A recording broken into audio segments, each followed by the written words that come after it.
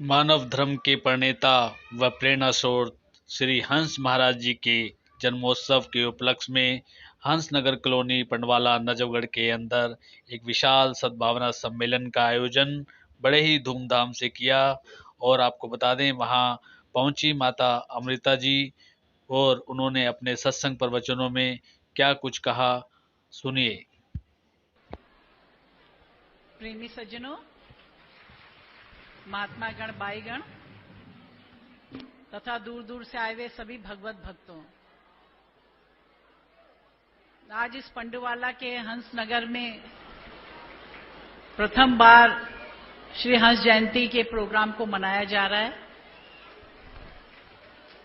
और अभी तो केवल ये दिल्ली, आधा यूपी और पंजाब और हरियाणा के ही, यहाँ राजस्थान आसपास के लोगों को ही आज्ञा थी कि वो यहां आए, क्योंकि अभी सितंबर में हरिद्वार में श्री गुरु महाराज जी के जन्मोत्सव का प्रोग्राम मनाया और साथ साथ श्री आयास जी के भी जो दर्शन का प्रथम दर्शन का प्रोग्राम था वो रखा गया था। तो उसमें ही पूरे भारत देश के और विदेशों के सभी 22 महात्मा प्रेमी गण वहां पहुंचे थे। और इसके बाद जो है जगह जगह प्रोग्राम रखे गए हैं, तो सभी 22 महात्मा वहां अपनी तैयारी कर रहे हैं। तो कुछ थोड़े से राज्यों को यहां आज्ञा थी, उसके बाद भी यहां पे असंख्य प्रेमी भक्त पहुंचा हुआ है हंस जयंती को मनाने के लिए। और जैसे अभी गुरु महाराज जी ने भी बताया कि भाई हर वर्ष जो है रामलीला ग्राउंड में जो है हंस जयंती मनाई जाती थी। लेकिन आप सब लोगों ने देखा होगा कि कुछ वर्षों से ग्राउंड छोटा होने के कारण उसमें हम लोगों को, सभी को, संस्था को बड़ी दिक्कतें आ रही थी। क्योंकि पहले तो ग्राउंड बड़ा था, लेकिन धीरे धीरे गवर्नमेंट ने कुछ जमीन वक्फ बोर्ड को दे दी, ग्राउंड छोटा हो गया। कुछ जमीन जो थी रामलीला ग्राउंड वालों को दे दी, उससे जो है वहां क्योंकि रामलीला होती है तो उसकी वजह से ग्राउंड छोटा हो गया। कुछ बस अड्डे को दे दी, कई जगहों को देने के कारण वो ग्राउंड बहुत छोटा हो गया था। और जो है हर वर्ष जो है प्रेमियों की संख्या बढ़ती जा रही थी, जिससे और परेशानी होती जा रही थी। तो ये कई वर्षों से ये निर्णय लिया जा रहा था कि भाई अब ये ग्राउंड बहुत छोटा हो गया, हंस जयंती का प्रोग्राम अब हमें पंडुवाला में मनाना चाहिए। क्योंकि यहां पे आपने देखा कितनी बड़ी जमीन है, सारी सुविधाएं भी यहां पे है, हम लोगों का रहने का मकान भी है, कमरे भी हैं। आपका जैसे हरिद्वार में गोल शौचालय, यहां गोल शौचालय भी हैं। और जो रामलीला ग्राउंड में तो हर चीज जो है उसको बनाना पड़ता था, रहने का स्थान, शौचालय, 22 महात्माओं को रहने के कमरे, सारा कुछ निर्माण करना पड़ता था। और एक्चुअल में ये पंडुवाला की जमीन भी इसलिए खरीदी थी कि भाई यहीं पे जो है भविष्य में यहीं प्रोग्राम किया जाए। राम बाबू जी ने, माता जी ने भी सबने कहा कि अच्छा एक जमीन ली जाए जिससे कि वहीं पे प्रोग्राम किया जाए। तो ये जमीन ली गई और इसको जो है हंसनगर के नाम से इसको बनाया गया। और राम बाबू जी की भी यही इच्छा रहती थी कि भाई अब हंस जयंती यहीं होनी चाहिए। उन्होंने काफी प्रयास किया और ये सारा काम शुरू हुआ। लेकिन आज एक विडंबना है कि जो आज जब हंस जयंती मनाई जा रही वो हमारे बीच में नहीं है। हम सब अपने परिवार की तरफ से, हंस परिवार की तरफ से, संस्था की तरफ से सभी प्रेमी भक्तों को, राम बाबू जी को श्रद्धांजलि अर्पित करते हैं और गुरु महाराज जी से प्रार्थना करते हैं उनको हमेशा अपने चरणों में जगह दे। और जिस प्रकार से उन्होंने, जब तक उनका जीवन रहा, उन्होंने दरबार में सेवा करी, गुरु महाराज की सेवा करी, वैसे हम भी जो है अपने जीवन की अंतिम सांसों तक हर 22 महात्मा प्रेमी भक्त का भी यही एक संकल्प होना चाहिए कि जीवन के अंतिम सांसों तक हम भी गुरु महाराज जी की सेवा निरंतर करते रहें और गुरु दरबार में ही हमारे प्राण जाएं। जिस प्रकार से एक लड़की का जब ब्याह होता है, गृहस्थी में रहते एक लड़की का ब्याह होता है, तो उस लड़की की भी एक यही इच्छा होती है कि भाई जिस परिवार में मैं जा रही हूं, जिस ससुराल में मैं जा रही हूं, मेरे अंतिम श्वास भी उसी ससुराल में ही निकले। अगर लड़की गई ससुराल से लौट के अपने मायके चली गई या कहीं और चली गई, तो उस लड़की की जो है उसमें महानता नहीं देखी जाती। एक लड़की की महानता उसी में होती है कि जिस घर में भी वो ब्याही गई है, उसी घर से उसकी, जहां से डोली, इसलिए कहा कि जहां से डोली आती है वहीं से अर्थी निकले, तभी एक जो है उस लड़की का जीवन जो है सार्थक होता है। तो ऐसे ही जो है एक भक्त का जीवन भी तभी सार्थक होता है कि जब वो गुरु दरबार में आता है, और जब आए तो उसकी अंतिम सांस भी गुरु दरबार में ही निकले और यहीं से उसकी अर्थी जाए। तो राम बाबू जी का भी शरीर यहीं पूरा हुआ, लेकिन जब हमने कहा नहीं, उनको जो है हरिद्वार ले जाइए, हरिद्वार में जो है उनका अंतिम संस्कार करें, जहां पे ये हमारे और जो बाई महात्मा जी होते हैं सबका वहीं पे जो है जाके किया जाता है, तो वहां पे किया। तो इसी तरह से हमारे भी यही संकल्प लेके जाएं कि हम भी जीवन के अंतिम सांस तक गुरु दरबार की सेवा करें, गुरु महाराज की सेवा करें। और अब तो देखो हम हंस जयंती मना रहे हैं, कितने वर्ष हो गए। तो हंस जयंती जो है, जयंती महान पुरुषों की मना ही इसलिए जाती है कि हम जो जयंती मनाएं तो उनके जो है उनके जीवन से हम शिक्षा लें। उन्होंने अपने जीवन में क्या किया, उनके क्या आदर्श थे, उनके क्या सिद्धांत थे, उनके जीवन का क्या मूल्य था, वो सारे सिद्धांत जीवन को जो है मूल्यों को हम भी अपने जीवन में अपनाएं। इसीलिए जो है जयंतियां मनाई जाती। चाहे आपने देखा होगा त्रेता में प्रभु राम आए, लेकिन आज कलिकाल में भी जो है हम लोग रामनवमी मनाते हैं।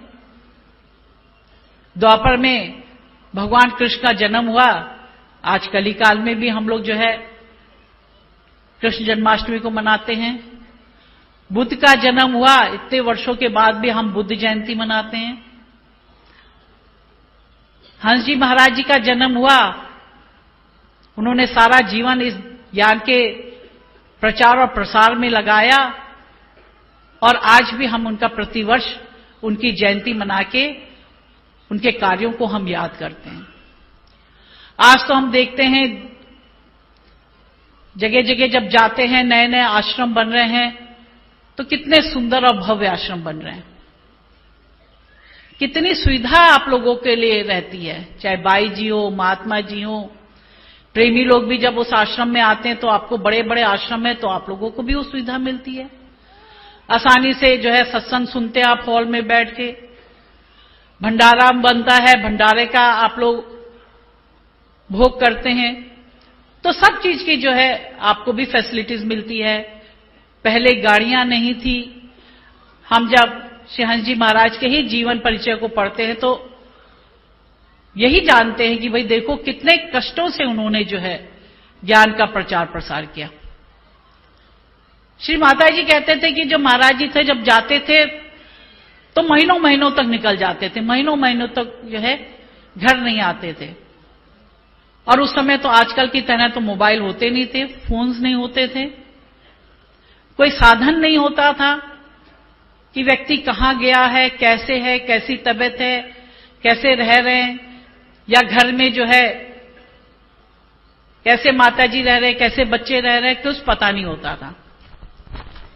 गाड़ियां नहीं होती थी। अब तो आजकल तो कितनी सुविधाएं हैं, सब बाई जी महात्मा जी बड़े बड़े आश्रम में सबके पास गाड़ियां हैं, कोई असुविधा नहीं है। लेकिन जब उस समय थे श्री हंस जी महाराज, उन्होंने जो है बैलगाड़ियों से सफर किया, टांगों में बैठ के सफर किया, कहीं वो भी नहीं रहता था तो पैदल भी सफर किया, कई कई दिन भूखे भी रहे, कई कई दिन चने में से ही खा के अपना जीवन जो है उसको यापन किया, तो अनेक कष्टों को सहा। पुराने जो बाई जी महात्मा जी बताते हैं कि भाई पहले तो आश्रम नहीं होते थे, प्रेमी भक्तों के घर भी छोटे छोटे होते थे, लेकिन वो तब भी उनके दिल बहुत बड़े होते थे। और उन्होंने चाहे उनका एक कमरे का भी घर होता था, लेकिन वो बाई जी महात्मा जी को अपने घर में रखते थे और जो है सत्संग करा के ज्ञान का प्रचार करके उन्होंने धीरे धीरे इस संस्था को आगे बढ़ाया, इस ज्ञान और प्रचार को आगे किया। और आज ये स्थिति की कहीं भी जाएं तो हर जगह प्रोग्राम ऐसे होते जैसे बैसाखी और नवंबर से भी ज्यादा बड़े प्रोग्राम होने लग गए।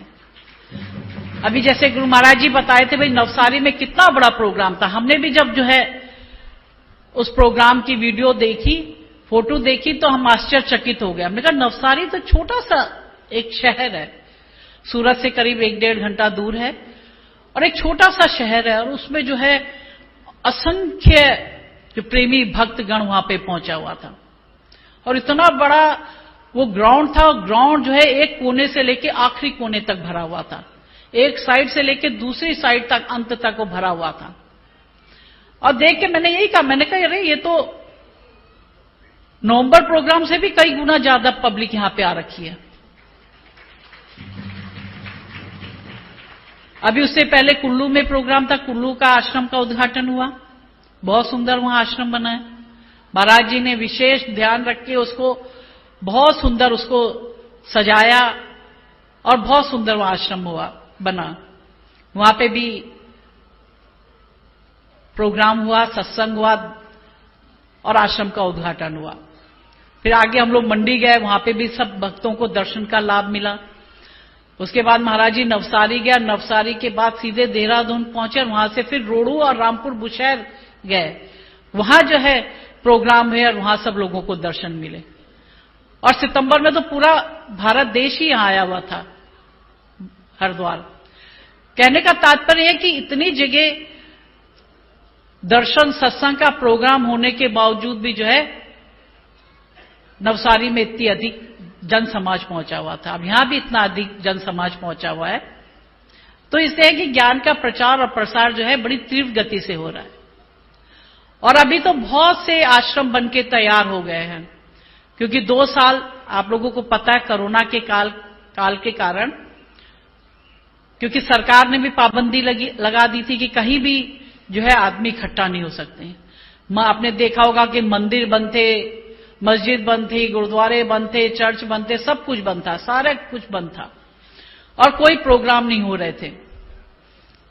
अब जो है मार्च से है ये पाबंदी जो थी वो हटी और आपने देखा होगा कि होली से सारे प्रोग्राम यथावत फिर शुरू हो गए। और इस 2 वर्ष में जो है बहुत से आश्रम बन के तैयार हो गए। और अभी जो है उसके बाद मार्च के बाद तो इतनी गर्मी हो जाती, बैसाखी के बाद तो कहीं प्रोग्राम नहीं दे। लेकिन अब मौसम जैसे जैसे ठंड आ रही है, अच्छा मौसम हो रहा है, तो अब सब जगह प्रोग्रामों की एक जो है बौछार वो शुरू हो गई है, प्रोग्रामों की झड़ी शुरू हो गई है। Thanks for watching Adhyatmasar channel. और अधिक भक्तिमय वीडियो देखने के लिए कृपया चैनल को सब्सक्राइब करें, लाइक करें और कमेंट करें।